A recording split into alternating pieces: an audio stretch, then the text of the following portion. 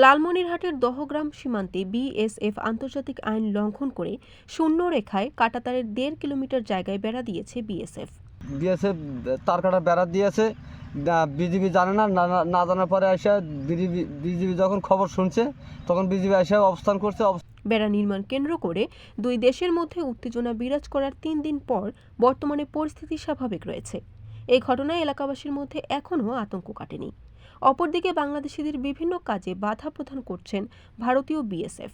গত শুক্রবার সকাল থেকে বাংলাদেশ ভারত প্রধান পিলার ডিএনপি ৮ নম্বরের উপপিলার ৪৭ থেকে ৩৭ নম্বর সীমান্তের প্রায় অর্ধ কিলোমিটারের মধ্যে ভারতীয় বিএসএফ লোহার অ্যাঙ্গেল দিয়ে তৈরি খুঁটির মধ্যে প্রায় ৪ ফুট উঁচু কাঁটাতারের বেড়া স্থাপন করে।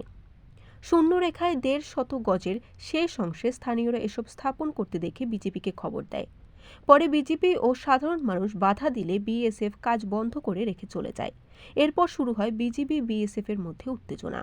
বিজিবি ও সীমান্তের স্থানীয় সূত্র জানায়, ভারতের কোচবিহার রাজ্যের ৬ রানীনগর বিএসএফ ব্যাটালিয়নের করুণ ক্যাম্পের বিএসএফ এর সদস্যরা আন্তর্জাতিক সীমান্ত আইন না মেনে শূন্য রেখার ১৫০ গজের একদম শেষ অংশে কাঁটাতারের বেড়া স্থাপন করেছে।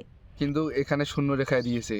শূন্য রেখায় মানে আবাদ বেরু আমাদের সমস্যা হয়, যাতায়াতের সমস্যা হয়। দহগ্রামের এই জিরো লাইনের মধ্য দিয়ে ভারতের বিএসএফ বেড়াকাটা স্থাপন করার জন্য চেষ্টা করে। দহগ্রামের বিজিবি বাধা দিলে তারা ভারতের বিএসএফ বাধা উপেক্ষা করে তারা এখানে ১.৫ কিলোমিটার মতো তারা বেড়াকাটা স্থাপন করে। দুই দেশের ঊর্ধ্বতন পর্যায়ের বৈঠকে কাঁটাতারের বেড়া নির্মাণ বন্ধ হয়েছে। স্থানীয়রা বলছেন, স্বাধীনতা যুদ্ধের পর থেকেই জেলার এই সীমান্তে কাঁটাতারের বেড়া ছিল না। কৃষি ক্ষেত থেকে শুরু করে নানান কাজে দুই দেশের প্রতিবেশীরা মিলেমিশে ছিল। তবে দেশের রাজনৈতিক পট পরিবর্তনের পর ভারতের আগ্রাসী মনোভাবে সীমান্তের শান্তিপূর্ণ বসবাসে ভাটা পড়েছে। তিক্ততা বাড়ছে সীমান্তের উভয় দেশের মানুষের মাঝে। চূড়ান্ত কোনো সিদ্ধান্তে আমরা এখনো উপনীত হতে পারিনি।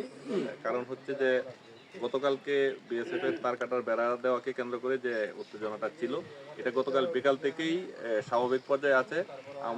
বিজিবি আমরা এখানে জনবল বৃদ্ধি করেছি, আমরা এখানে শক্ত অবস্থানে আছি এবং আমরা এখানে অবস্থান নেওয়ার পর থেকেই বিএসএফ তারা সরে যায় এখান থেকে এবং গতকাল বিকাল থেকে তারা আর সীমান্তের কাছাকাছি কোনো কাজ করতেও আসে নাই বা সীমান্তের কাছাকাছি কোনো পেট্রোলিংয়েও তারা আসে নাই।